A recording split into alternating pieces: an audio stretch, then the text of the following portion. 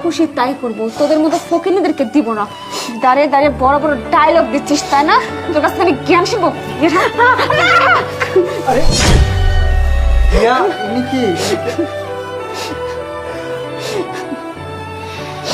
মা, তুমি? আরে মা, কি হলো? কি ব্যাপার? তুমি এই গরিব ফকিনীকে মা কেন বলতেছো? প্রিয়া। ও, তুই তো আমার মারে চিনবি না। আরে এটা আমার মা।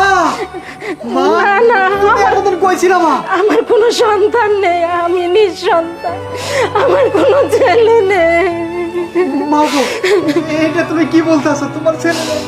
এই দেখো তোমার ছেলে। এই মা, তুমি আমারে চিনতে পারতেছো না মা? তোমার এই অবস্থা মা, এটা কি মা? আরে এসব গরিব ফকিরের সাথে কেন কথা বলতেছো? বের করে দাও তো, আসছে মাংস চাইতে। আমরা কুরবানি দিছি, এদেরকে মাংস কেন দিব বলো? বের করে দাও। চুপ, অনেক হয়েছে, আরে অনেক হয়েছে। আর না, আমার মা মানুষের দুয়ারে দুয়ারে গোস্ত ভিক্ষা করতেছে। মা গো, আমার থেকে মন করে না আজকের এই দিনটার জন্য। মা, এই তো এই কাল লাগিয়ে দেয়। তুই যদি তখন ওই মুহূর্তে আমার সাথে খারাপ ব্যবহার না করতি, আমার মায়ের পাশে আমি থাকতাম। তুই আমাকে আমার মায়ের থেকে আলাদা করছস, আমার বাবার কাছ থেকে আলাদা করছস। তুই, তোর জন্য আজকে আমার মা রাস্তায় রাস্তায় ঘুরতেছে, মানুষের দ্বারে দ্বারে ভিক্ষা করতেছে গোস্ত। আমি আমি আজকে একটা গরু একা কুরবানি দিচ্ছি, আমার খাওয়ার লোকজন নাই।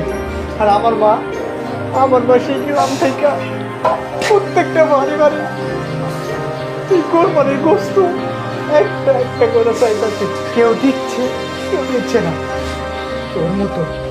তোর মতো যারা অহংকারী মেয়ে আছে না, আমার মারে এইভাবে ধাক্কা দিয়ে দিয়ে বাড়ি থেকে বাড়ি করে দিতেছে। মাগো, আমি না বিশাল অন্যায় করে ফেলছি তোমার সাথে, আমারে তুমি মাফ করে দাও মা। না বাবা, তুমি তুমি মানুষের বাড়িতে ভিক্ষা করো মা। জানো মা, আমি তোমার কাছে যাওয়ার অনেক চেষ্টা করছি।